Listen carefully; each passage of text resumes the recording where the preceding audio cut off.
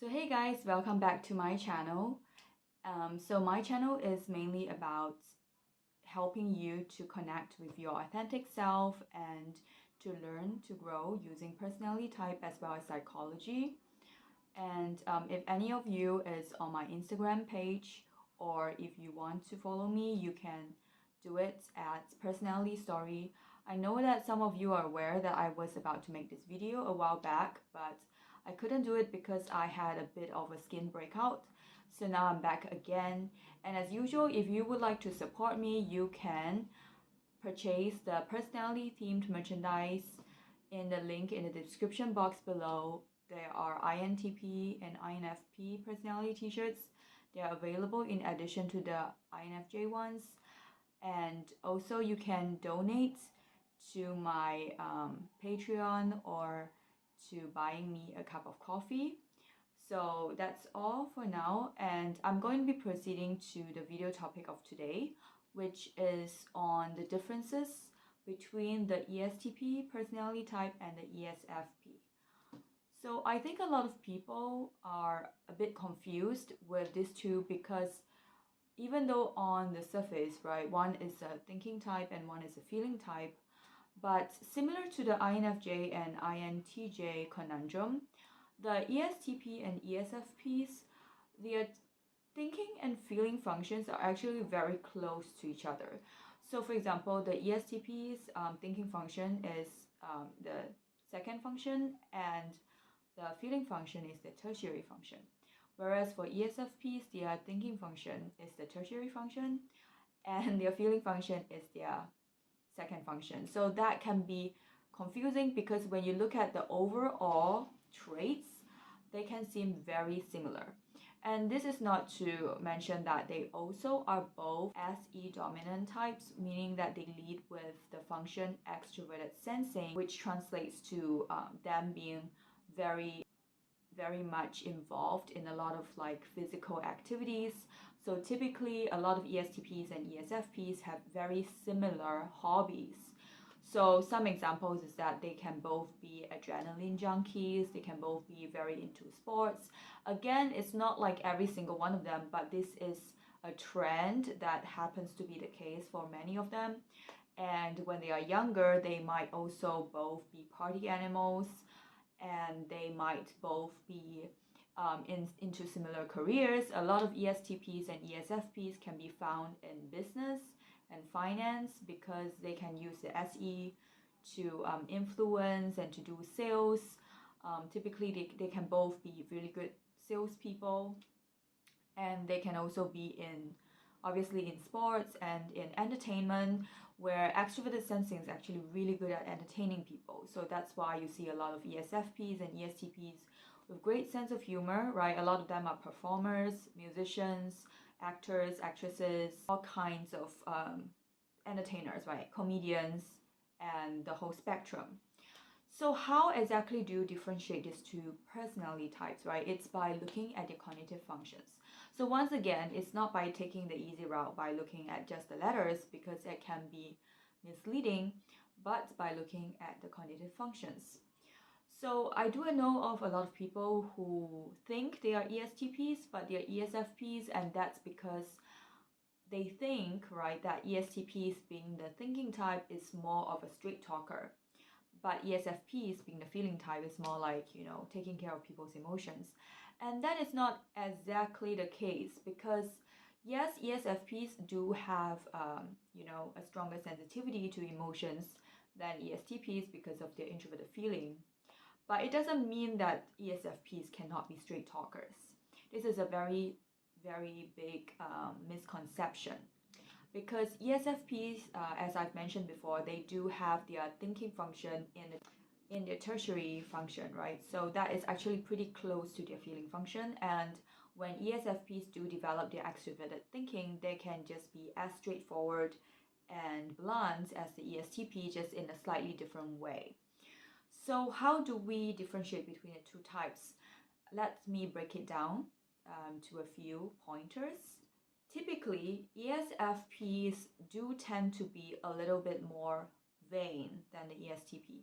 And this doesn't mean that ESTPs cannot care about their appearance, because most extroverted sensing types do care about their appearance. Okay, even the INTJs and INFJs, actually, when we do get into our, extroverted sensing, you would realize that INTJs and INFJs can be very particular about the way we dress, the way we do our makeup, like once we get to the sensing function. So ESFPs and ESTPs can both be concerned about the appearance.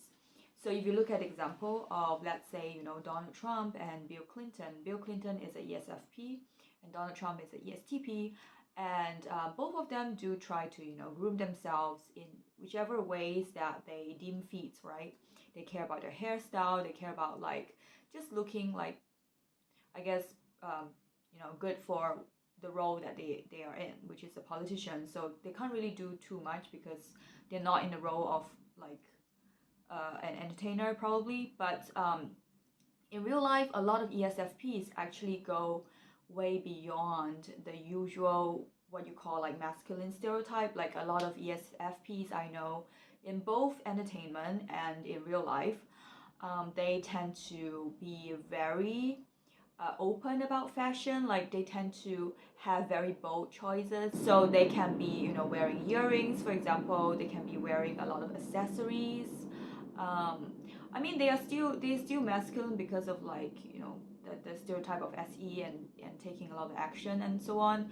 But ESFPs, when it comes to fashion, they can be a lot more exploratory and experimental compared to ESTPs. ESTPs tend to be more straightforward and more predictable in their fashion choices. Like ESFPs can go a little bit, like gender non-conforming, and I don't mean they have like long hair or anything, which I think is not as common unless they are. I think ISFPs are more common that they really experiment with like androgynous looking fashion. But for ESFPs, because they lead with extroverted sensing, so they still have like that like very like AG personality, but they can have more accessories and more colors to their wardrobe. And it's not to say that ESTPs cannot, and obviously not every ESFP is going to be wearing accessories, but they do tend to be more vain because of introverted feeling.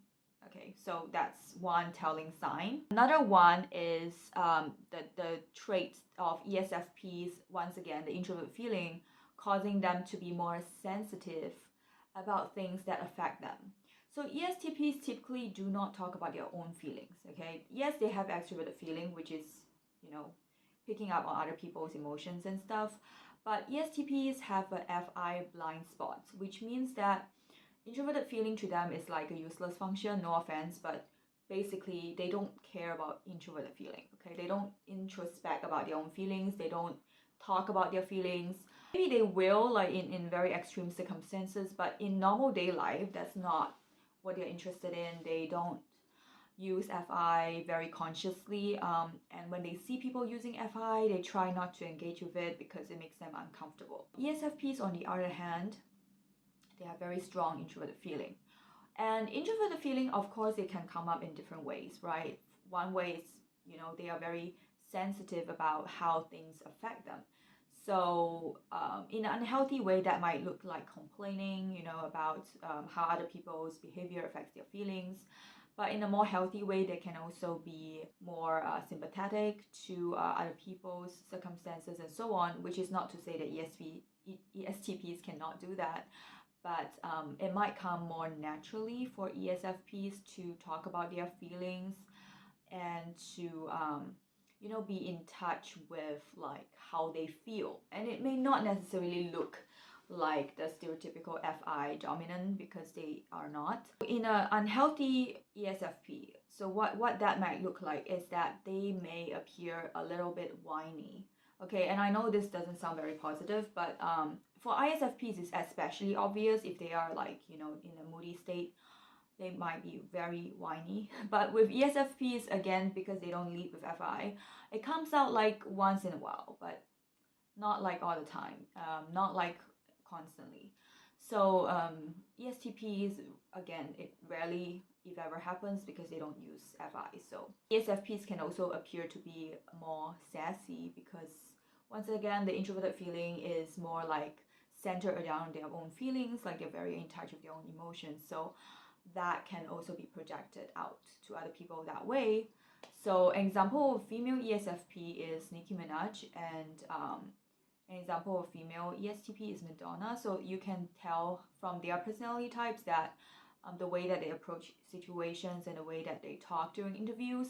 ESTP entertainers typically do not talk about their own feelings and how they feel about something, whereas ESFPs can do that because they are centered about on themselves.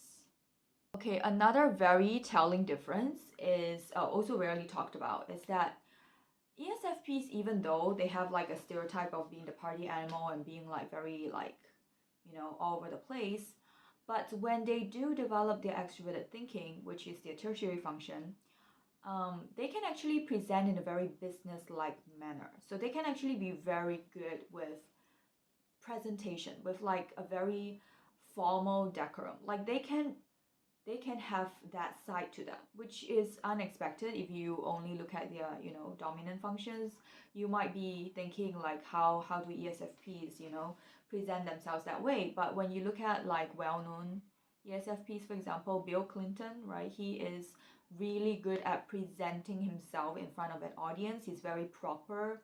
You know, he speaks with a certain decorum. He's a politician. Well, you know, a lot of politicians have to do that. But on the other hand, Donald Trump, an ESTP, does not really care about decorum. So he just speaks whatever is on his mind. He doesn't really care about looking professional because he doesn't have TE. Right? People with TE, typically people who value TE, they want to present themselves in a very like professional, like as what is considered the standard for a certain like event or a certain occasion. So ESFPs, when they do develop their tertiary function, they can actually have a pretty good grasp of it because they value TE. But ESTPs do not value TE, so they don't care as much. And they just want to get the job done, right? They don't really care about looking a certain way, like having to act a certain way to be more professional. Not necessarily. Like a lot of ESTPs are very laid back. They are very like according to their own way, whereas ESFPs, they still have the TE structure. Yes, they have the SE freedom, but they also have the TE structure in professional settings, like when it is necessary, you know, like for example, if you're negotiating with somebody, they're going to bring out that more professional side to them. And because TE can be very strong, right, when they do develop it, they can also have a very like calculative side, like, and I don't mean that necessarily, you know, as a bad thing, but like they can be really good at calculating what is good for them and going for what is good for them. ESTPs do that too, just in a different way. But ESFPs, they can be very, very assertive when it comes to business, like when it comes to money, for example, because they care about resources. Okay, next point is this is more like a stereotype, but it can also help you to, you know, type people if you're new to it. ESFPs, when they are healthy at least, they tend to have more of social charisma because they know they are like more in tune with people's feelings. Like again, with the introverted feeling, they tend to be able to not upset so many people, whereas ESTPs, yes, they have extroverted feeling as a tertiary function, but they also have the FI blind spot. So a lot of times ESTPs really don't care about individual feelings. So it doesn't really make sense to them, right, to cater to like one person. If let's say that one person is requiring them to talk in a certain way, they usually would ignore it. So sometimes that can lead to you know, a lesser social harmony as a result. Like ESFPs are a little bit better at that than the ESTPs. But then again, things can change when both of them develop their tertiary functions. So both sides can actually be straightforward when the time calls for it. Okay, the last point is that ESTPs value TI logic. Okay, well, ESFPs value TE logic, and these two are actually very different. So TI logic is more like you want to reason things out on your own. Like it's like very subjective, like how I think about the subject, okay? I want to form my own opinions around it. And I don't necessarily have to like, yes, I can do research, right? I can look at the data and stuff, but I'm not going to like obsess over the data and stats.